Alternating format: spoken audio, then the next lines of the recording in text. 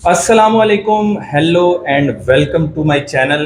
मैं हूं आपका दोस्त, आपका भाई, आपका अपना ज़मीर सुल्तान। आज की वीडियो एपिसोड में मैं आपको मिलवाऊंगा एक ऐसे आर्म रेसलर से, एक ऐसे एथलीट से जिसने पाकिस्तान आर्म रेसलिंग कम्युनिटी की हिस्ट्री को बदल के रख दिया।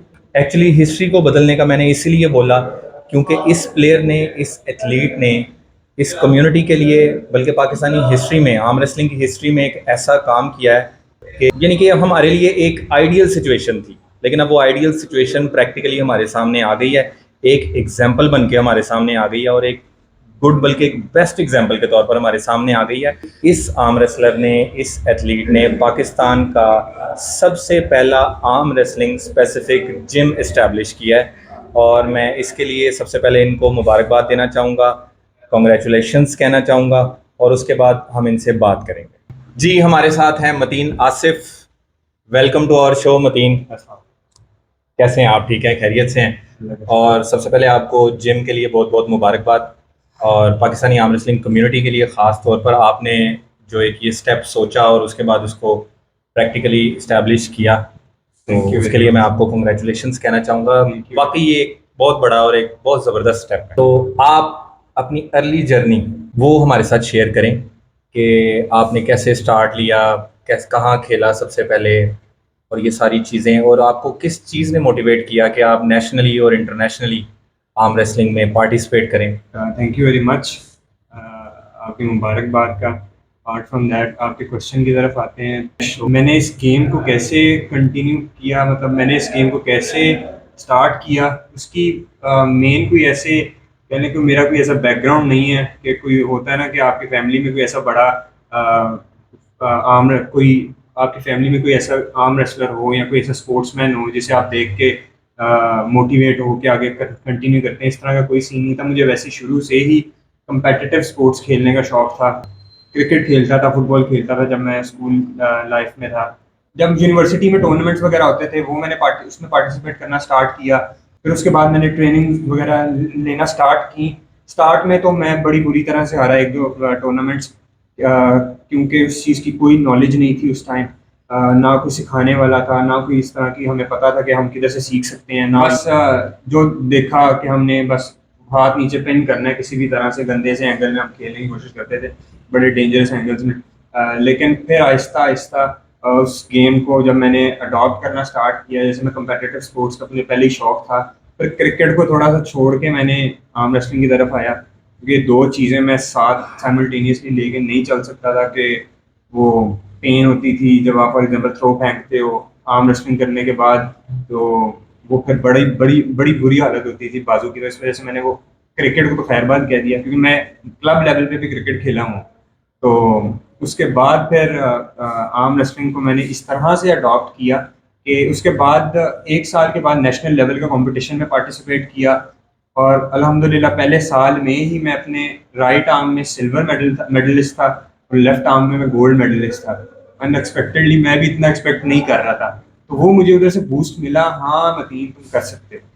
तो उसके बाद फिर मैंने उस्मान गनी भाई के साथ ट्रेनिंग स्टार्ट की। उन्होंने उससे पहले भी थोड़ा बहुत गाइड करते थे, लेकिन फिर उसके बाद मुझे मोटिवेशन मिली, प्रॉपर मैंने उनके साथ ट्रेनिंग स्टार्ट की। फिर उसके बाद काफ़ी इवेंट्स आए। एक सुपर फाइट आई थी मेरी कोविड में, कराची में मैं गया था खेलने, क्योंकि कोविड के पूरे टाइम पीरियड के अंदर कोई ट्रेनिंग वगैरह नहीं थी एज सच। तो मैंने जितना हो सका रिकवर करने की कोशिश की, ट्रेनिंग वगैरह की, ओवर ट्रेन कर रही है अपने आप को। मैं बड़ा अपने तरफ से ना पहलवान बन के चला गया, मैं तो नहीं छोड़ूंगा किसी को। लेकिन फिर उधर गया, ऑब्वियसली वो उधर के एक आप ट्रैवल करके जाते हो, इन्वायरमेंट आप अडॉप्ट करते हो, वो गर्मी का मौसम था, वो नहीं कर पाया। तो उस मैच में ऐसे हुआ कि मेरी इंजरी निकल है। मैच तो मैं जीत गया, लेकिन मेरे शोल्डर डिसलोकेट हो गया उस मैच में। फिर उसके बाद मेरा थोड़ी सी एक एक से 1.5 साल कह लें कि वो टफेस्ट टाइम था मेरी आर्म रेसलिंग करियर का। अगर मैं नॉर्मली जिस तरह लोग करते हैं, अगर कोई इंजरी आ जाए पीछे हट जाते हैं, तो शायद मैं इस चीज़ को कंटिन्यू करता ही ना। लेकिन मैंने सोच लिया था भाई मुझे इस चीज़ में मज़ा आ रहा है और मैंने इसको लंबा लेके जाना है। तो फिर आगे इवेंट्स खेलता गया, और 2022 में इंटरनेशनल इवेंट खेलने का मौका मिला टर्की में, जो था वर्ल्ड चैम्पियनशिप का। उसने मेरे कह लें कि दिमाग की सारी रगें खोली, इन अ सेंस के एक रियलिटी चेक मिला मुझे कि भाई आर्म रेसलिंग का जो लेवल है वो ये लेवल है। ये आप दुनिया, अभी आपने वहां पर यानी कि जाके देखा, ये दुनिया ही हो रहा ये है। दुनिया ही और है। हम दरअसल अभी बेसमेंट के भी शायद डबल बेसमेंट में है, और वो बहुत बड़ी आसमानों पे गए हुए हैं। आसमानों पे पहुंचे हुए हैं वो लोग। जितनी उनकी स्ट्रेंथ है, जितनी उनकी डेवलपमेंट है स्पोर्ट्स के अंदर, और जितना वो पैशनेट होके उस चीज़ को उन्होंने लेके चल रहे हैं, प्रोफेशनली जितना लेके चल रहे हैं, तो हम उस लेवल पे नहीं है। और ये हमारा एक्सपीरियंस भी है, और हम ये बात बिल्कुल इस लिहाज से ये कहते हैं कि पहली बार जो पाकिस्तानी भी जाके पार्टिसिपेट करेगा ना, उसकी तबीयत एक दफ़ा सेट हो जाएगी। वो फिर उसे तब समझ आएगी कि इंटरनेशनल आर्म रेसलिंग बेसिकली है क्या। और ये जो आर्म रेसलर्स जिन्हें हम देख रहे हैं और जैसे ये खेल रहे हैं, ये असल में बेसिकली असल गेम क्या है। बिल्कुल। तो यहाँ पर रह के और खेल के वो वाला अंदाजा नहीं हो सकता। हाँ, मैं भी यही सबको कहता हूँ, एटलीस्ट आप वर्ल्ड चैंपियनशिप नहीं खेल खेल सकते, एटलीस्ट एशियन चैंपियनशिप खेल लो। पाकिस्तान नेशनल चैंपियनशिप से बाहर निकलो, जो अच्छे एथलीट्स हैं जब तक वो खेल के नहीं आएंगे एशियन चैंपियनशिप या वर्ल्ड चैंपियनशिप, एक दफ़ा उनको रियलिटी चेक नहीं मिलेगा, उनको नहीं अंदाज़ा होगा कि उन्होंने कितनी मजीद मेहनत करनी है। और वो उतनी मेहनत अगर नहीं करेंगे तो हमारा जो नेशनल लेवल का कंपटीशन है वो जिस लेवल पे है उसी लेवल पे रहेगा। अगर हमने वर्ल्ड लेवल तक जाना है तो हमें इवेंट्स में पार्टिसिपेट करना पड़ेगा। बेशक हम बुरी तरह से हारते ही क्यों ना आए, लेकिन हमें पार्टिसिपेट करना पड़ेगा। आप इधर बैठ के खाली नेशनल लेवल के टूर्नामेंट्स खेल के अपने आप को ये नहीं कह सकते कि आप वर्ल्ड लेवल के लिए तैयार हो गए हैं। हाँ, अगर आप कजाकिस्तान में पैदा हुए हैं वो अलहदा बात है, क्योंकि उनके नेशनल लेवल की भी आर्म रेसलिंग वर्ल्ड लेवल की आर्म रेसलिंग जितनी टफ है। नहीं तो वो यहाँ पर हमारे पाकिस्तानी प्लेयर्स जो अक्सर बैठ के अपनी असेसमेंट कर रहे होते हैं कि यार मेरा और लैरेट का क्या बनेगा अगर हो जाए, या मेरा और अब्बास राना का क्या बनेगा। तो ये क्या असेसमेंट है यहाँ पर बैठ के और पाकिस्तान में। यार वो करने में तो कोई मजाक नहीं है, कर सकते हैं चीजें, बातचीत, गपशप इंटरेस्टिंग बनाने के लिए, लेकिन इस चीज का रियलिटी से कोई ताल्लुक नहीं। ये कौन सी ज़ेनी आर्म रेसलिंग है, मैं बाज़ औक़ात हैरान हो जाता हूँ। यानी कि पाकिस्तान में एक टूर्नामेंट हुआ है, उसमें किसी ने बड़ी अच्छी परफॉर्मेंस दी है, तो वो साथ ही अगला जो कंपैरिजन है ना, मैं तो शुक्र करता हूँ अभी तक लिवान लैरेट वगैरह के साथ नहीं डाले, लेकिन वो हल्का कंपैरिजन डालते भी नहीं है। कम से कम जो है ना जॉन बर्जेंक और इस लेवल तक आप देखें ना, इंडिया की बात आएगी तो साथ ही अब्बास राना पाकिस्तानी ने, फिर आपको पता है ज़ेनी आर्म रेसलिंग में तो अल्हम्दुलिल्लाह हम लोग अनबीटेड। बिल्कुल है, लेकिन मैं वही बात कहूंगा जो मैंने बात की, उधर कह लेंगे फुल स्टॉप आई गेस लग जाता है। इस बात का भी जवाब आ जाता है कि जब तक हम इंटरनेशनली compete नहीं करके आएंगे, हम इधर बैठ के जितनी मर्जी असेसमेंट्स करते रहें, इधर बैठ के जितने मर्जी एनालिसिस करते रहें, जितने मर्जी स्ट्रेटजीज बनाते रहें, हम उस तरह से प्रोग्रेस नहीं कर सकेंगे जब तक हम या तो वर्ल्ड लेवल के आर्म रेसलर्स से ट्रेनिंग्स नहीं लेंगे, और सबसे इम्पोर्टेंट बात कि जब तक पार्टिसिपेट नहीं करेंगे।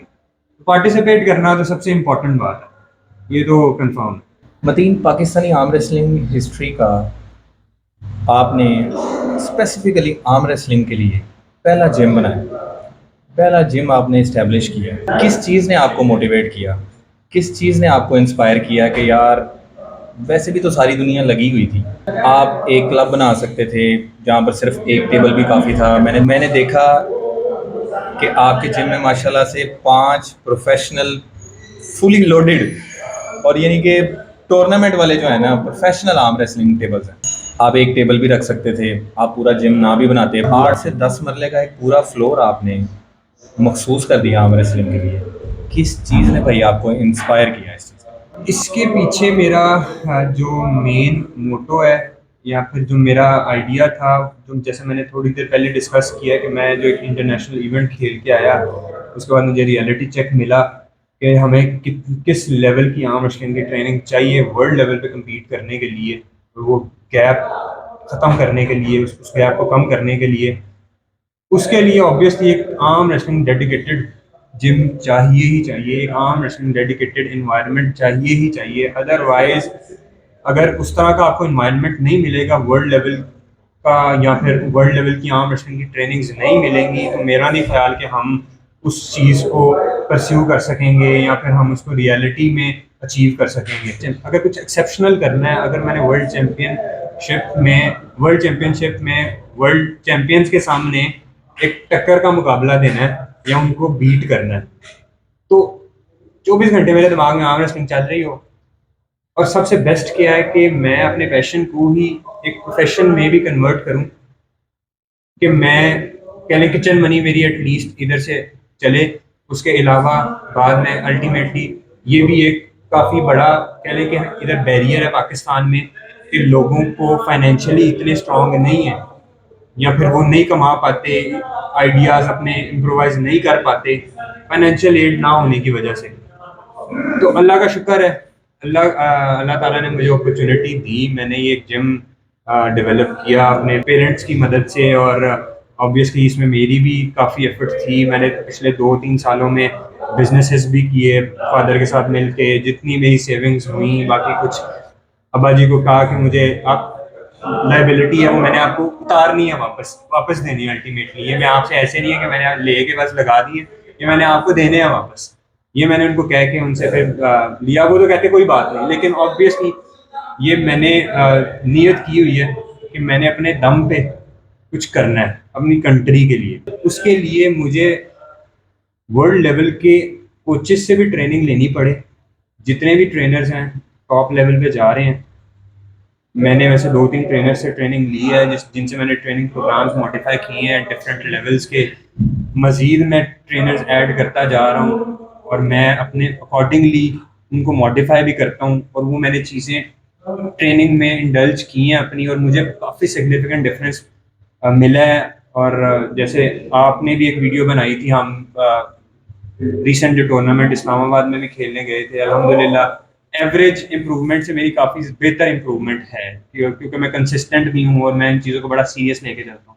इसीलिए मैंने ये इन्वायरमेंट भी क्रिएट किया है कि जो लोग मेरे साथ अटैच हों इधर आके, उनको प्रॉपर गाइडेंस मिल रही हो।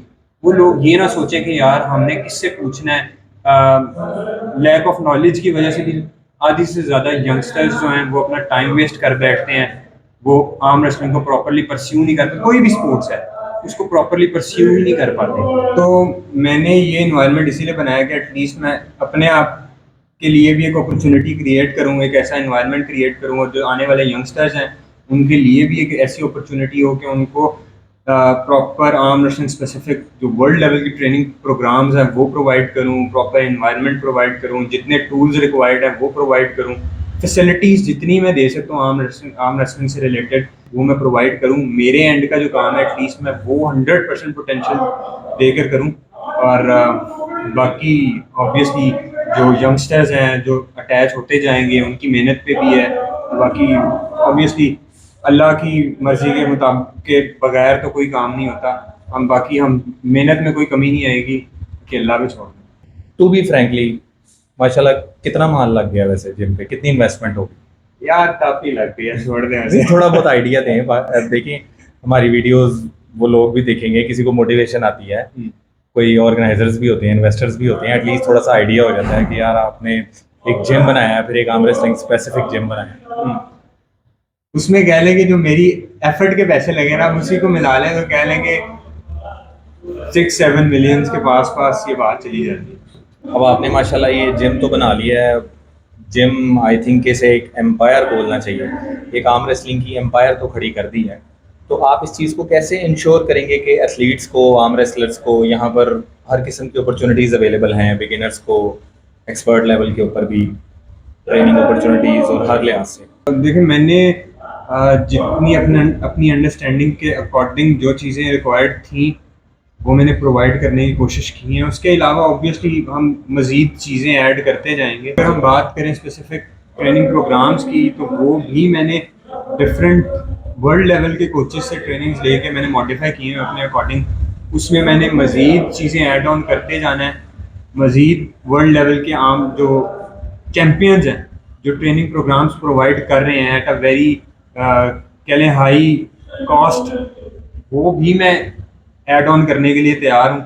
मेरी बातचीत चल रही है, वो मैं चीज़ें कोचेस से चीज़ें प्लान्स खरीद के वो अपनी गाइडलाइन के अंदर भी मैं ऐड ऑन करता जाऊँगा।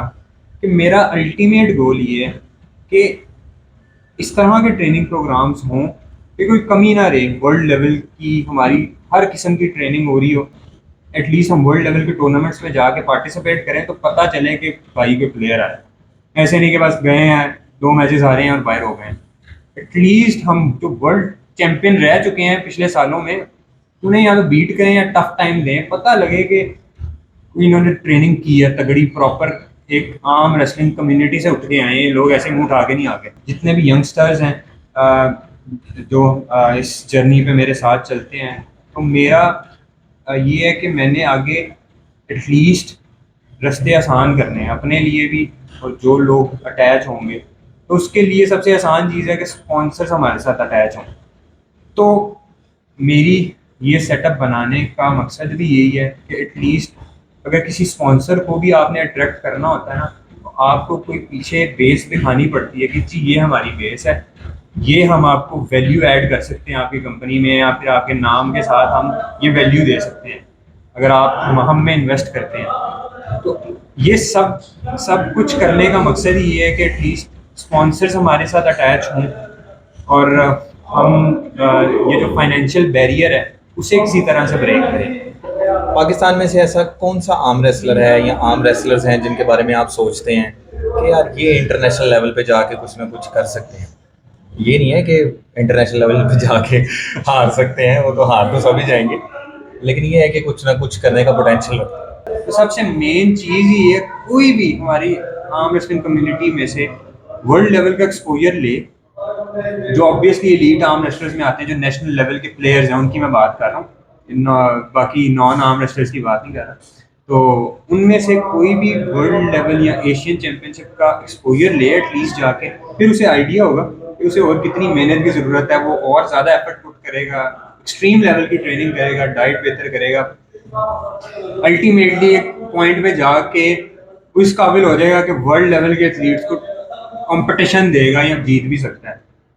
तो मेरे ख्याल से कोई भी कर सकता है अगर एक प्रॉपर पैटर्न के ऊपर चले। और मैं तो कहता हूँ यार आप भी करो। जैसे हमने एक ज़मीर सुल्तान की प्राइम देखी हुई है कि जब ज़मीर भाई आते थे तो पता चल जाता था भाई एक ऑरा आ रहा है, 1000+ ऑरा, पता नहीं कितने 1000+ ऑरा।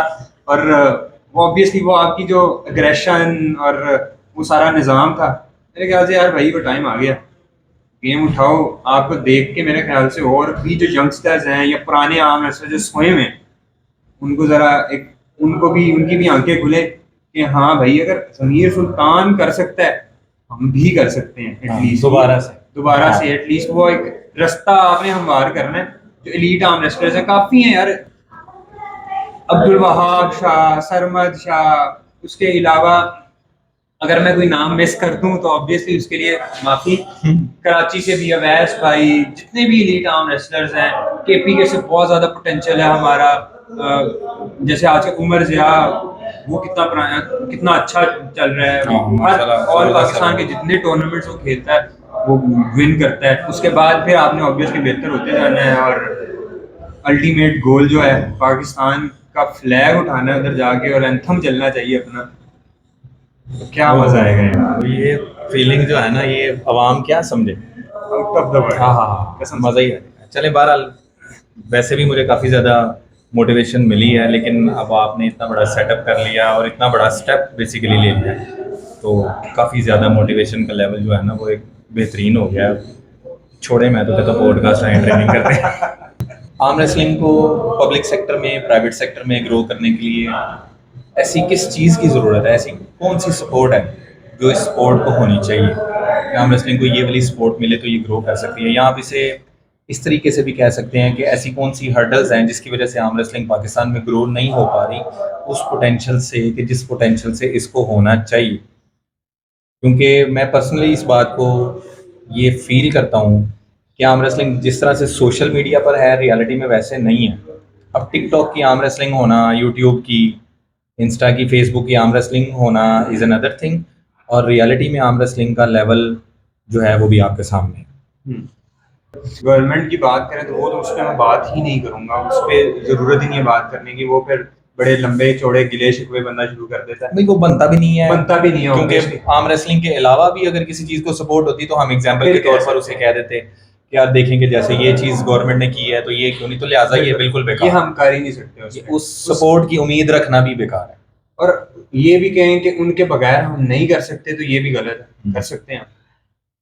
प्राइवेट लेवल पे काफ़ी लोग टूर्नामेंट्स करवा रहे हैं, सपोर्ट कर रहे हैं, आपको टूर्नामेंट्स प्रोवाइड कर रहे हैं। आप मेहनत अपना कंसिस्टेंट रहें, मेहनत जारी रखें, जितने टूर्नामेंट्स आते हैं पार्टिसिपेट करते रहें, तो आप अल्टीमेटली ग्रो हो जाते हैं। उसके अच्छा जो हमारी आर्म रेसलिंग कम्युनिटी के जो पिलर्स हैं, जिन पे कह लें कि थोड़ी सी भी आर्म रेसलिंग चल रही है, वो जो सीनियर आर्म रेसलर्स हैं जिन्होंने एक लेगेसी क्रिएट की हुई है 10 12 15 साल से जो चल रहे हैं, वो लोगों को गाइड भी कर रहे हैं, तो आर्म रेसलिंग ग्रो कर रही है। ऐसे नहीं, ये नहीं मैं कहूँगा कि वो लोग गाइड नहीं करते।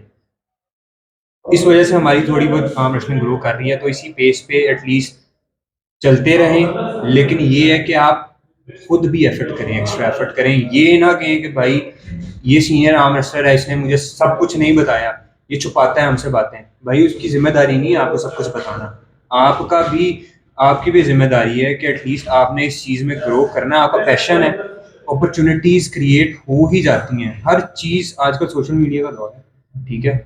जैसे आपने बात की टिकटॉक की आर्म रेसलिंग कुछ और है, रियलिटी की आर्म रेसलिंग कुछ और है, लेकिन वो जो टिकटॉक की आर्म रेसलिंग है ना, उससे एक कह लें कि इंट्रोडक्शन हो रहा है दुनिया को कि भाई ये भी कोई स्पोर्ट्स है, ये भी कोई एग्जिस्ट करती है स्पोर्ट्स। हाँ बिल्कुल, सोशल मीडिया का एक बड़ा सिग्निफिकेंट रोल है और उसे डिनाई नहीं किया जा सकता।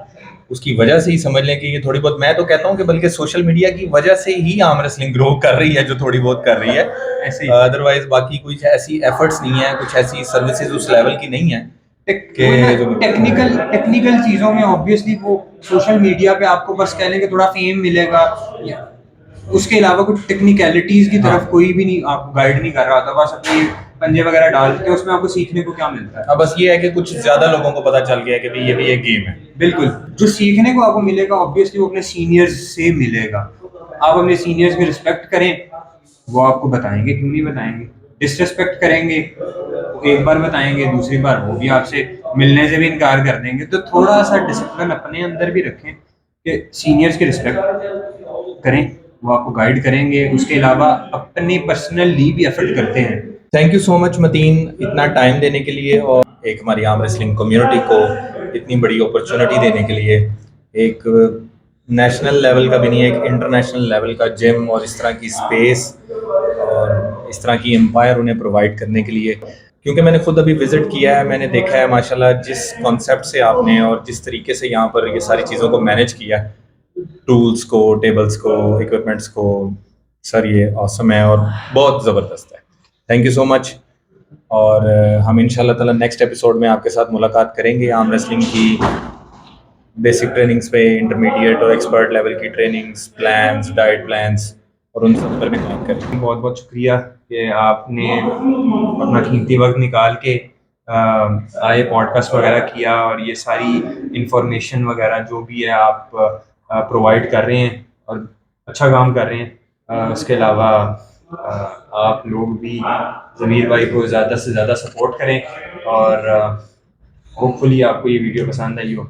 Over to you. मैं अपने व्यूअर्स से कहना चाहूँगा कि ये वो प्लेयर्स हैं, ये वो एथलीट्स हैं, ये वो लोग हैं कि जिनकी सर्विसेज हैं आर्म रेसलिंग में, जिनकी वैल्यू एडिशन है आर्म रेसलिंग में, हमारी स्पोर्ट में, जिनकी प्रैक्टिकल सपोर्ट है हमारी गेम को। ये है वो सपोर्ट, ये है वो वैल्यू एडिशन, ये हैं वो सर्विसेज जो हमें और हमारी कम्युनिटी को चाहिए। तो ऐसे एथलीट्स के लिए, ऐसे प्लेयर्स के लिए, ऐसे लोगों के लिए हमेशा दिल से दुआ है और अल्लाह ताला के यहाँ हमें मज़ीद अच्छे की उम्मीद है। क्योंकि ऐसे लोग जब ऐसे प्लेटफॉर्म्स, ऐसे जिम्स, ऐसे ट्रेनिंग सेंटर्स, इस तरह की चीज़ें जब आर्म रेसलिंग कम्युनिटी में होंगी तो ऑर्गेनाइजर्स आएंगे, स्पॉन्सर्स आएंगे, प्रमोटर्स आएंगे, प्लेयर्स आएंगे ऑब्वियसली, और जो लोग पहले से इसको कर रहे हैं उनके लिए एक उम्मीद आएगी। उसी अच्छे की उम्मीद के साथ अपने भाई को इजाज़त दें। इंशाल्लाह ताला नेक्स्ट वीडियो में मुलाकात होती है। अल्लाह हाफ़िज़।